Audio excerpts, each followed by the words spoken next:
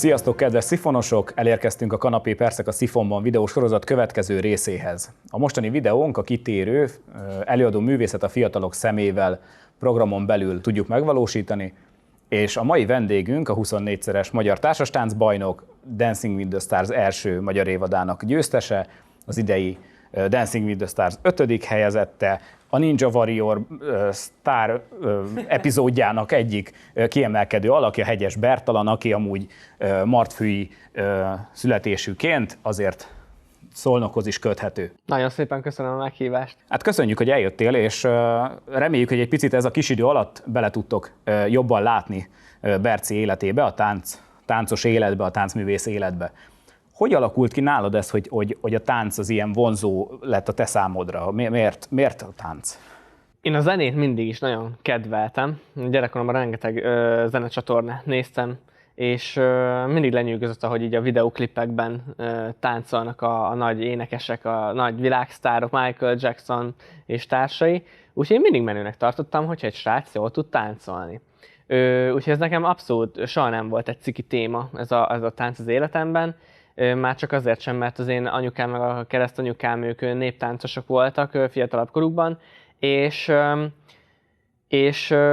be is írattak engem néptáncra, ami egyébként tetszett nekem, és ott a Martfülyi Művelődési Központban voltak a táncórák, ahol egyébként még a breaktáncot is ki tudtam próbálni, mert találkoztam ott a streetes srácokkal, és az is nagyon megtetszett nekem. De végül azért, meg úgy sikerült a társastáncban benne maradnom, így a versenytáncban, meg azt kipróbálnom, mert az iskolában volt rá lehetőség, a Martfülyi Általános Iskolában. A Szilver Alapfokú Művészeti Iskola tanárai érkeztek el oda Martfőre, és ők hoztak szórólapot, hogy a következő tanévtől lehet jelentkezni táncoktatásra, és a lapon rajta volt, hogy szamba, csa-csa-csa, tangó, ilyen keringő, és ugye ez nekünk mind új volt, és én ki szerettem volna próbálni így az osztálytársaimmal. Sőt, az egyik fiú osztálytársam mondta nekem, hogy nem, kipróbáljuk, és hazavittem a lapot, és anyukám megnézte, és akkor kérdezte, hogy te, fiam, szambázni szeretnél, meg szalszázni, és hogy társastánc, meg ilyenek. Ő persze örült neki, csak nem gondoltam volna, hogy én ezt magamtól oda viszem ezt a lapot. Aláírta, és akkor következő tanévtől meg indult is az oktatás, és azóta 18 éve benne vagyok ebben az egészben. Úgyhogy nem bántam meg, abszolút nem. Nagyon-nagyon örülök, hogy ezt a pályát választottam, rengeteget kaptam tőle, rengeteget tanultam, és a világot bejártam vele, úgyhogy én csak ajánlani tudom mindenkinek, boldog vagyok, hogy táncos lettem. Mi a táncban? Értem, hogy vannak mérföldkövek, mondjuk ilyen lehetett a dancing is számodra. Van-e cél, amit még nem értél el, ami egy ilyen kiemelkedő cél, amit szeretnél táncosként elérni? Ugye ez egy nagyon jó kérdés, mert egyébként a versenyzői pályafutásomban is van olyan cél, amit szerettem volna elérni. Jó lett volna, hogyha sikerül egy világbajnoki címet elhozni, vagy egy Európa-bajnoki címet.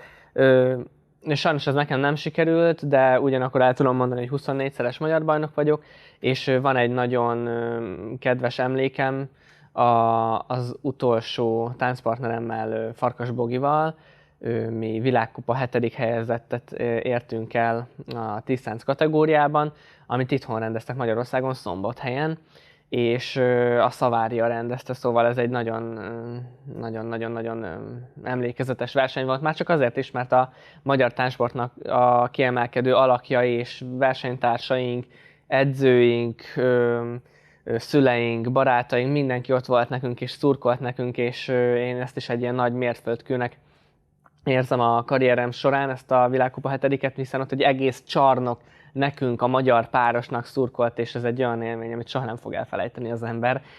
A magyar zászlókat, most is kiráz a hideg, és egy kicsit elcsuklik a hangom, mert ez egy tényleg felejthetetlen élmény. Viszont ugye most már nem versenyzem. De egy kicsit azért feladatomnak érzem azt, hogy a versenytáncot és inkább így a társas táncot azt így népszerűsítsem az emberek, a magyar emberek körében, és főleg a fiúk körében, mert sajnos kihalóban van a fiú társas táncosoknak a létszáma. És remélem, hogy az én példámból okulva, vagy erőt merítve majd több fiú táncos tudunk majd toborozni, mert lányokban mindig, vagy a lányoknál mindig az a probléma, hogy ugye nem nagyon szeretnek táncolni, el is jönnek az oktatásra, de egy idő után abba hagyják, mert nincs partner. És ezen szeretnék változtatni. Említetted, hogy most a Silver TSV-nél vagy. Tervezel-e saját táncstúdiót? Tulajdonképpen igen, mert én elvégeztem a Táncművészeti Egyetemet, és mesterdiplomás tánctanár vagyok, ezáltal is taníthatok a Silver Alapfokú Művészeti Iskolában. Azonban, ahogy abba hagytam a versenyzést, és jött nekem a Dancing with the Stars, sajnos a versenyzői, vagy a versenyzők tanításával annyira már nem nagyon tudok foglalkozni, nem tudtam az idő hiányában.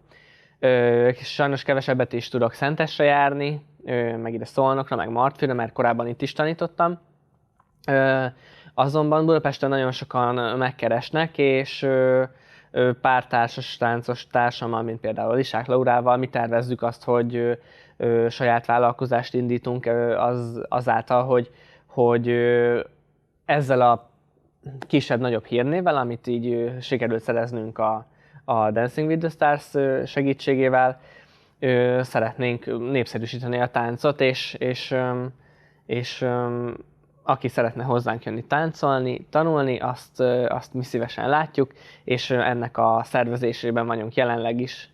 Tegnap volt éppen a menedzserünkkel egy meetingen, egy meetingünk volt, és vele beszéltük, hogy az időzítést és a helyszíneket, ezeket minél gyorsabban meg kellene csinálni, mert minél jobb lenne, hogyha hamar belevágnánk, mert ugye rengetegen keresnek ilyenkor minket, és mi ennek ugye csak örülünk, hogy nagyon sokan szeretnének ilyenkor táncot tanulni. Aztán reméljük, hogy megszerettetjük a táncot velük, és akkor növekszik a társas táncos társadalom. A dancingnek köszönhetően azért egy ország számára lettél ismertebb táncos, nem csak a táncosok között. Ezt te hogy éled meg? Ezt mondtam már korábban, és kérdezte is valaki, hogy én sztárnak vagy celebnek gondolom-e magam. Hát abszolút nem. Tehát, hogy én Martfőről származom, egy olyan kisvárosból, ahol 5-6 ezeren laknak körülbelül, ahol szinte mindenki ismer mindenkit, és nyilván ott nagyon büszkék rám, és a volt általános iskolai barátaim, tanáraim, a szüleimnek a barátai, és a környékbeliek, szomszédaink, nagyon-nagyon sokan ismernek, és nyilván ők nagyon büszkék, és mindig, ha találkozunk Martfőn, akkor mindig jönnek és megveregetik a vállam, hogy milyen büszkék rám, és hogy mennyire jó, hogy én ezt a pályát választottam. És ugye ez egy új élmény nekem, hogy most már idegenek is felismernek így a műsor kapcsán, hogy láttak a Dancing with the Stars-ban, idősek is, fiatalabbak is, és ugye fotózkodni jönnek oda. Sok üzenetet szoktam kapni a közösségi felületeimen, hogy szerintük láttak engem egy bizonyos bevásárlóközpontban, de nem voltak benne biztosak, hogy én vagyok ide, hogy nem mertek oda jönni, és szerettek volna egy képet, ilyenkor mindig írom, hát nyugodtan oda jöhetnek, én nem fogom elküldeni őket. Szóval ez egy új dolog nekem, és hát ez egy jó dolog, vagy hogy is mondjam, én úgy gondolom, hogy nem szálltam el ettől most magamtól, élvezem ezt a szituációt, hogy így felismernek, mert korábban ugye nem nagyon volt még ilyen velem, és amire így büszke vagyok az, hogy azért ismernek az emberek, mert valami értéket közvetítettem így a tévéműsoron keresztül, és látták azt, hogy hogyan tanítok, hogy hogyan táncolok, hogy ezzel történetet lehet mesélni, és hogy érzéseket kiváltani és közvetíteni. Szóval annak nagyon örülök, hogy azért ismernek fel, mert valamit úgymond letettem az asztalra, és ezért ismernek. Most lehet, hogy ez egy érdekes kérdés lesz, nagyon szeretsz táncolni, ebbe élsz, de mi a hobbid? A hobbim? Nagyon jók a kérdéseid. Köszönöm szépen. A hobbim tulajdonképpen nem is tudnám megmondani, de hogy választani kellene, akkor az a zene hallgatás és egyébként a zene készítés volna. Ugyanis én a két évad között én elkezdtem járni egy zenei produceri képzésre, ami nem csak a DJ-zést foglalja önmagában, hanem konkrétan a nulláról hogyan építünk fel egy zenét, és azt hogyan csináljuk meg. Nyilván én most itt elektronikus zenéről beszélek, mert én sajnos nem játszok hangszeren, ugyanakkor mégis nagyon szeretek bíbelődni a különböző szoftverekkel PC-n, számítógépen. Van otthon egy MIDI keyboardom, és nyilván nem nagyon tudok zongorázni, de pár akkordot le tudok ütni, és szoktam próbálgatni, hogy melyik hangzás lenne jó ide, oda, stb. És konkrétan így kiadott zenéim még nincsenek, ezt pont azért mondom, mert hobbiból csinálom ezt otthon magamnak, néha meg szoktam mutatni a barátaimnak, ami így jobban sikerül. Van, hogy az egyik legjobb barátom, a Kósánd is, aki annyira megtetszett az egyik ilyen zeném, hogy ő szokta hallgatni a kocsiba, és mindig küldözgeti a sztorikat, hogy megint megy az én számom. Meg egyébként ő pedig egy nagyon jó gitáros, és volt arról szó korábban, hogy majd mi így összeállunk, és majd megpróbálunk együtt valami zenekart összehozni, de aztán a sok elfoglaltság mellett, ő is tánctanár egyébként, sajnos nem maradt erre idő, úgyhogy megmaradt hobbinak, de nagyon szeretünk zenét hallgatni és zenét készíteni. Most, hogyha jól tudom, te Pesten élsz, ott tervezel-e hosszú távon maradni, vagy visszavágysz valamilyen szinten Martfűre, Szolnokra, kisebb városba? Igen, én jelenleg Budapesten élek, már másfél éve, és most már tervezem, hogy ott maradok. Nagyon tetszik nekem ez a nyüzsgés nyilván, meg ugye az egyetemre is, a Táncművészeti Egyetemre jártam, a Kazinczy utcába, aztán pedig az Amerikai útra. Én nagyon szerettem Pesten lenni mindig. Ugyanakkor nagyon szeretek visszajárni Martfűre és a szülővárosomba, vagy ide Szolnokra akár, mert azért mégiscsak jó látni azt a helyet, ahol felnőttem. Nagyon szeretek úgymond nosztalgiázni, meg szeretek találkozni az itthoniakkal, persze a családommal, anyukámmal, apukámmal, nővéremmel, mindenkivel, mamámékkal. Most is nemrég volt egy családi rendezvényünk, és tök jó volt hazajönni, anyukám főzött, mamám sütött és főzött, tehát ilyenkor kaja minden mennyiségben, róla meg tudni kell, hogy imádok enni, és rengeteget eszek, és akkor ilyenkor szoktak gyűlölködni, hogy akkor miért nem látszik rajtam. Hát letáncolom, ilyenkor szoktam mondani, hogy a tánc nagyon jó egyébként kardió szempontjából, úgyhogy arra is lehet használni. Szóval nagyon szeretek visszajárni Martfűre, de most már Pesten tervezem a további dolgaimat. Úgy gondolom, hogy nem mehetünk el az irány mellett, hogy azért téged így a dancingben látott így az ország, hogy kerültél be, hogy megy ennek a folyamata? Erre nagyon egyszerű a válasz, mert a TV2 először a Magyar Táncsport Szakszövetséget kereste meg, annak is az elnökét, Zsámboki Marcelt, és arra kérte a TV2 a szövetséget, hogy ajánlja nekik ehhez a műsorhoz Magyarország legjobb társas táncosait. És szerencsére én ebbe a körbe a szövetség által belekerültem, ugye van 24 magyar bajnoki címem, és kisebb-nagyobb nemzetközi sikereim is, és így el tudtam menni a castingra. És az első castingon, amikor beültem egy ugyanilyen kanapéra, és beszélgetnem kellett a műsor szerkesztővel és producereivel, akkor nagy meglepetésemre nem kellett bemutatni azt, hogy én hogy táncolok, vagy hogy én hogy tudok táncolni, mert ők nem arra voltak kíváncsiak.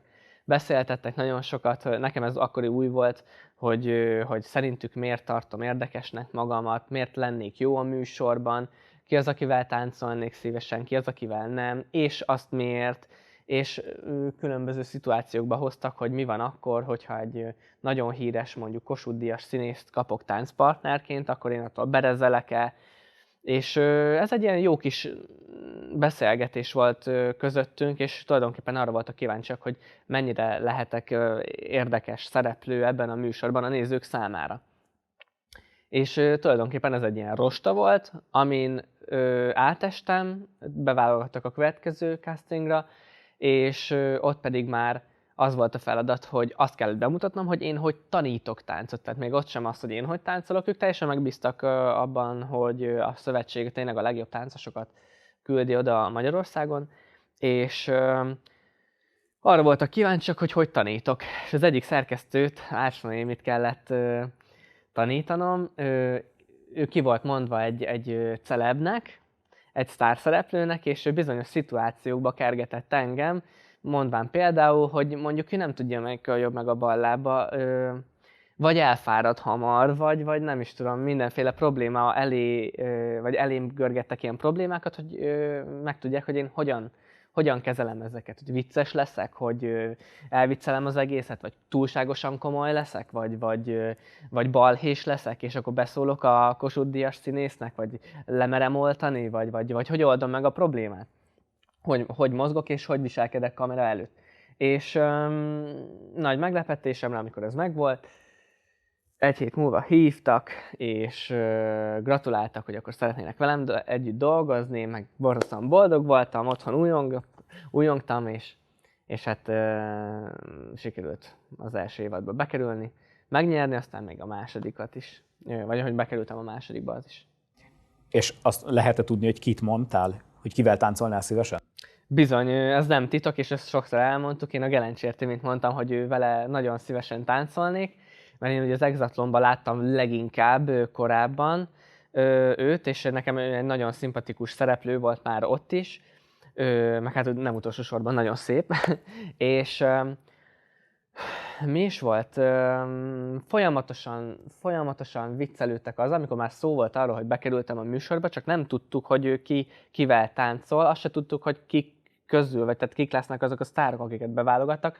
Ez egy tényleg valós dolog, az, amikor a műsornak az első részében a celeb benyit az ajtón, és meglátjuk egymást, az a valódi első pillanat, mi nem tudunk egymásról korábban, és a szerkesztők az utolsó héten, mint az első forgatási nap előtti utolsó héten folyamatosan azzal hecceltek, hogy az én partnerem egy elég idős néni lesz, és hogy majd nagyon nehéz dolgom lesz, de szerintük ezt meg fogom tudni oldani, meg majd ne felejtsek már el hozni lapos elemet, mert szüksége lesz a néninek a hallókészülékébe.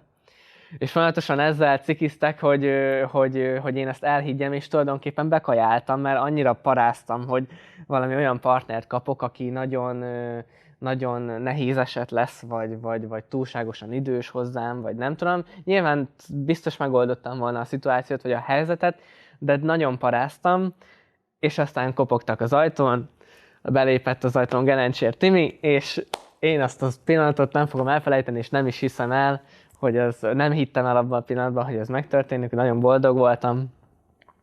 Azóta ilyen szállóigévé vált az a mondatom, amikor belépett az ajtón Timi, és akkor mondtam, hogy nem, ezt nem hiszem el. Hát mert én ott úgy rezegtem, keresztül volt az összes ujjam, izgultam, verejtékezett a homlokom, hogy mi fog történni, kit kapott, kit kaphatok, és aztán nagy meglepetésemre a Timi volt. De örültél azért neki, attól függetlenül, hogy a lapos elem nálad volt. Persze. Muszáj föltennem azt a kérdést, és úgy gondolom, hogy nagyon sokan szeretnék ezt megtudni, és érdekel Tudom, mi lesz a kérdés. Együtt vagytok a Gelencsér Timivel?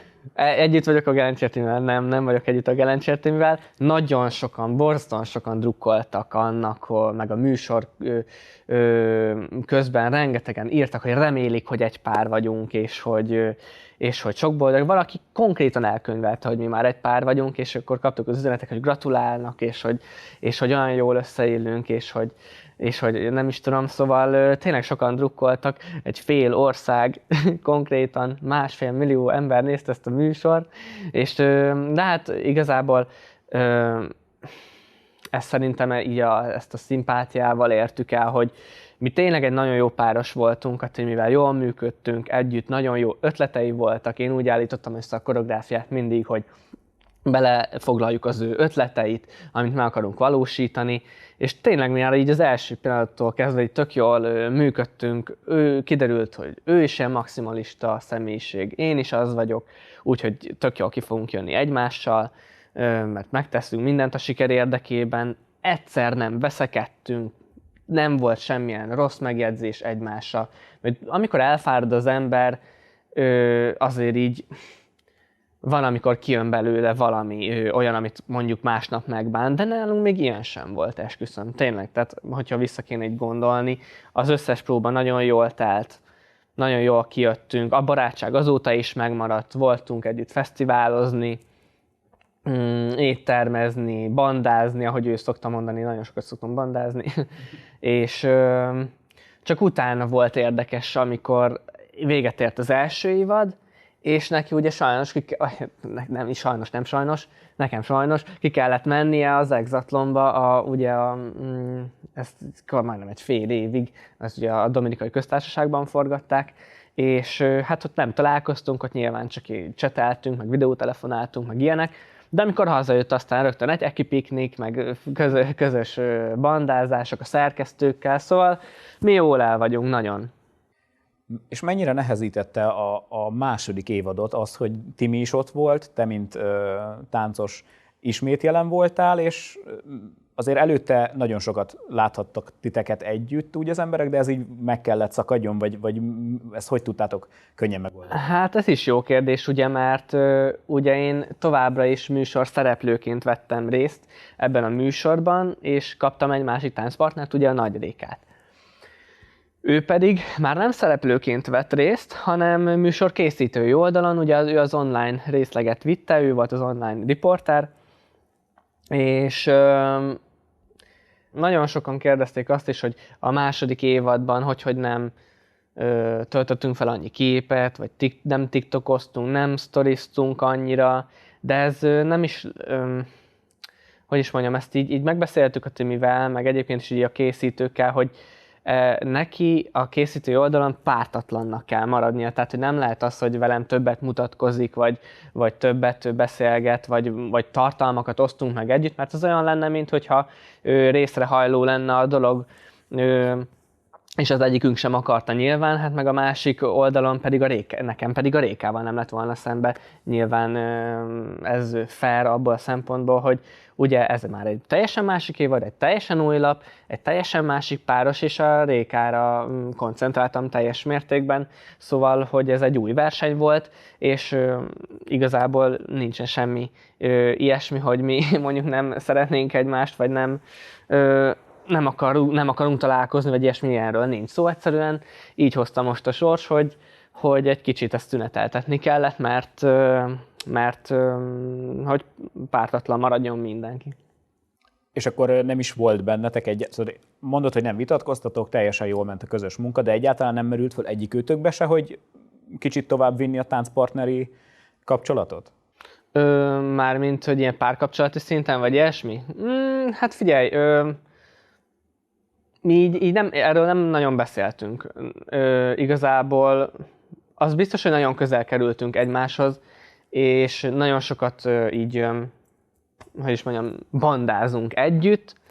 Készül a héten is egy TikTok videó egyébként, amit nem sokára feltöltünk, de így nem mentünk bele ennél jobban, meg egyébként is ez ugye fura, hogy mi tök idegenként ismertük meg egymást. Mármint abban a szempontból, hogy én tudtam, hogy ő ki, ő pedig nem tudta, hogy én ki vagyok, de aztán ugye kénytelenek voltunk úgymond összezárva fél évig ebben a műsorban táncolni, és ugye nekünk ez nem volt kénytelenség, mert mi tök jól kijöttünk egymással, és nem tudom, erről így nem volt szó. Úgy gondolom, a Timi témát kiveséztük, jön a következő, együtt vagy a Rékával? Ja, együtt vagyunk a Nagy Rékával. Ezt is sokan kérdezték a második évad alatt. Egyébként ehhez még hozzátenném azt, hogy ugye akik szerettek minket nagyon a Timivel, meg össze is akartak hozni a Timivel, így, és eljött a második évad, ahol kaptam ugye egy újabb párt, és ugyanaz volt a feladat, meg kell tanítani a celebpartneremet táncolni. És ugye vannak, akiknek meggyőződése volt az, hogy mondjuk én a Timivel együtt vagyok, és akkor olyankor meg akarták tudni, meg engem meg akartak lincselni, hogy akkor én most megcsalom a Timit a Rékával, és hogy úristen, és hogy mi lesz most, és akkor nem is akarták elhinni, hogy én akkor elvállaltam a második évadot egy másik egy szereplővel, de hát ugye ez külföldön is úgy van ebben a műsorban, hogy általában a profi táncosok nagy része egyik évadról másikra marad jobb esetben. Én nagyon nagy szerencsének érzem azt, hogy nekem sikerült jutni a második évadban, és nem is tudom, hogy mit fűzek ehhez még hozzá. Nem, a Rékával sem vagyunk együtt egyébként, ugye ez volt a kérdés, hogy együtt vagyunk-e. Nem vagyunk együtt. Vele is egy nagyon jó barátság alakult ki, vele is, hát ugye akarva akaratlanul, ha ilyen sok időt együtt tölt az ember, nem ülünk egymás mellett, mint két kuka, hanem szoktunk beszélgetni nyilván, és a Timivel is tök jó volt mindig beszélgetni, tök jó dolgokat osztottunk meg egymásról, így az életünkről, meg így a munkáról, ugye a közös téma most már mindig konkrétan a dancing, vagy az ilyen TV2-es dolgok, és stb. Ugye Rékával is, ő is modell és műsorvezető, és vele pedig a Live TV-n voltunk még többször, mert neki ott volt munkája korábban, és igazából én mind a két lánnyal nagyon-nagyon jól kijövök, de egyikkel sem vagyok együtt. Melyikőjükkel volt könnyebb dolgozni? Ez egy elég konkrét kérdés. Erre nehéz válaszolni, mert egyrészt nem szeretek összehasonlítgatni. Nem is szeretném összehasonlítani a két lányt.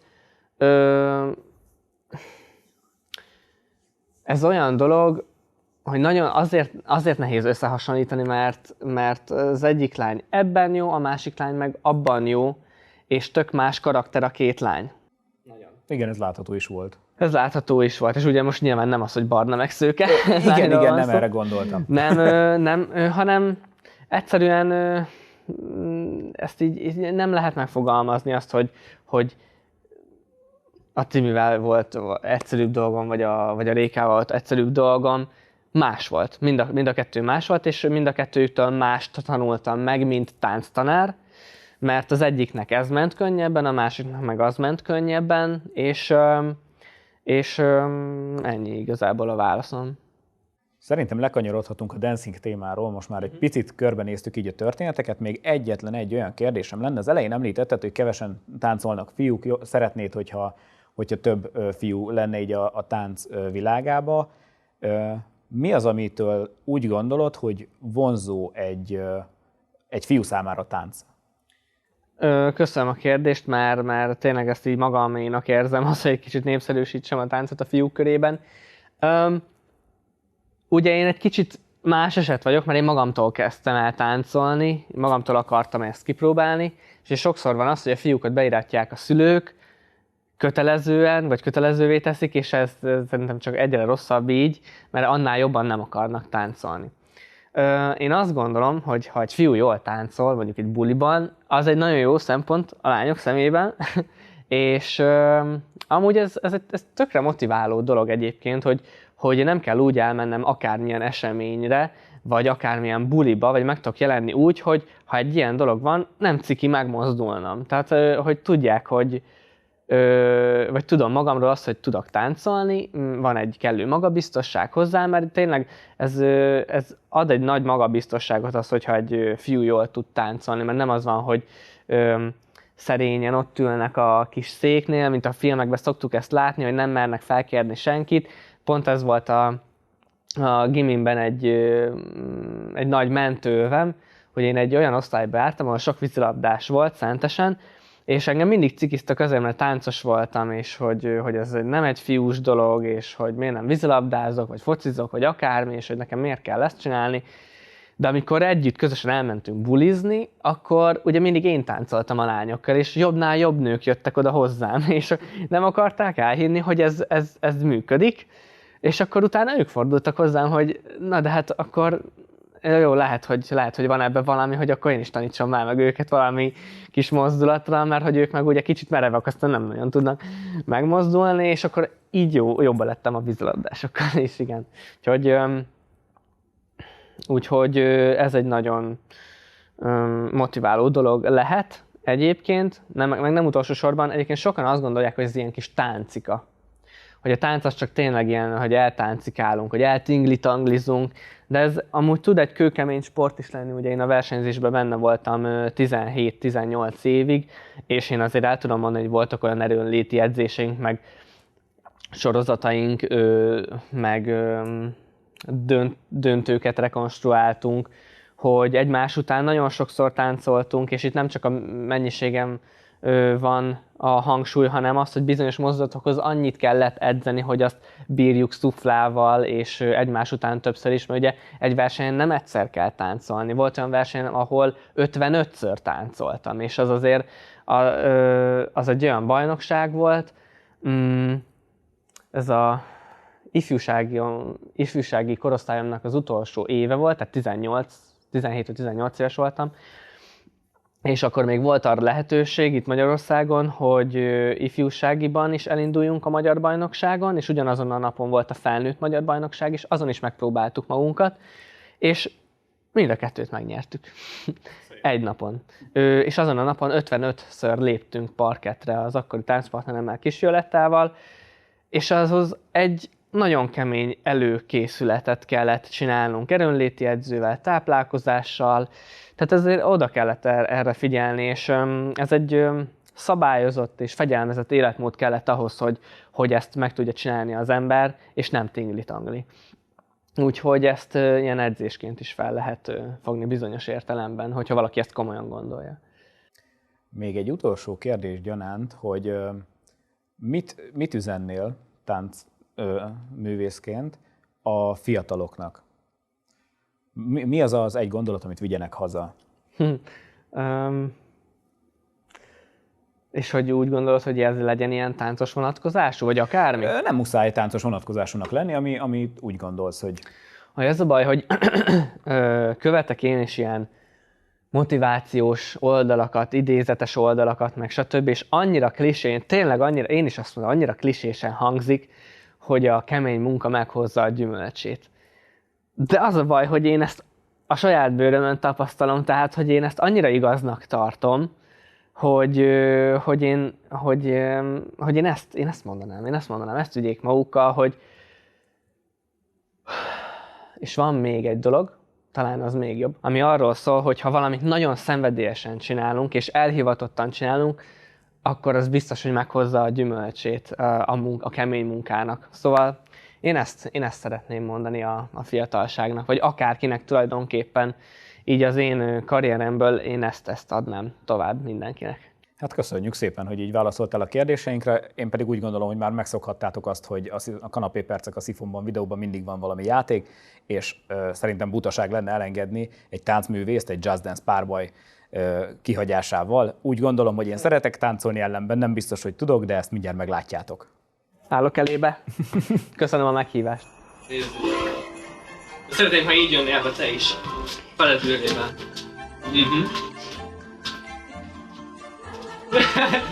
Megnéznének oldalra. Gyere! És tök jól csinálja! Óriási. Hé, ezt betanultad! Ez nagyon jó. Nem, én mindig ezt látszom. Twist, twist, twist. A casino, twist.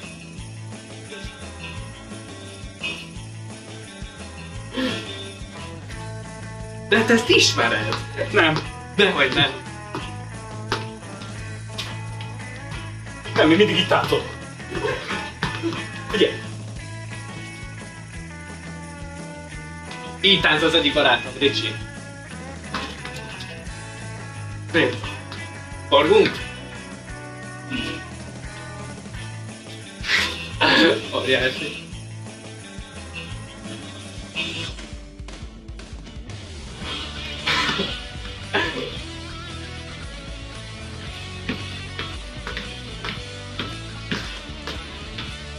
Jézusom!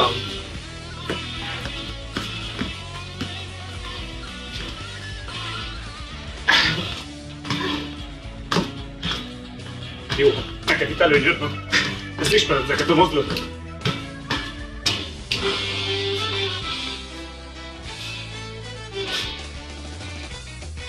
Jézus!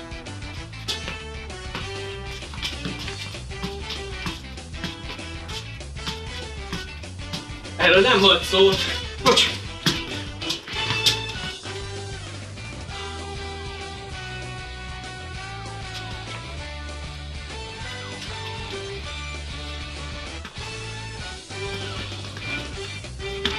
Jézusom!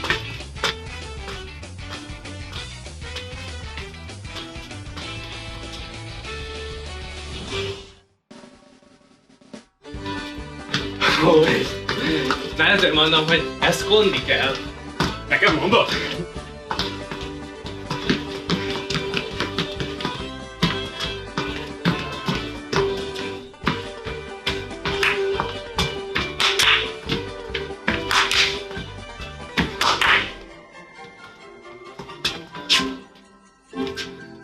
Ez az elején. Ó, ismét. Már nincs baj. Jaj, mi hagyj be. Csinálj majd veled szemben.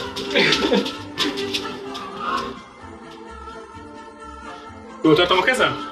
Nagyon jó. Most csináljuk. Hát köszönöm szépen. Köszönöm szépen a lehetőséget. Én is nagyon köszönöm. Nagyon jó volt. És meglepődésemre tökéletesen csináltad ezeket a balettos mozdulatokat. Köszönöm szépen, évekig gyakoroltam.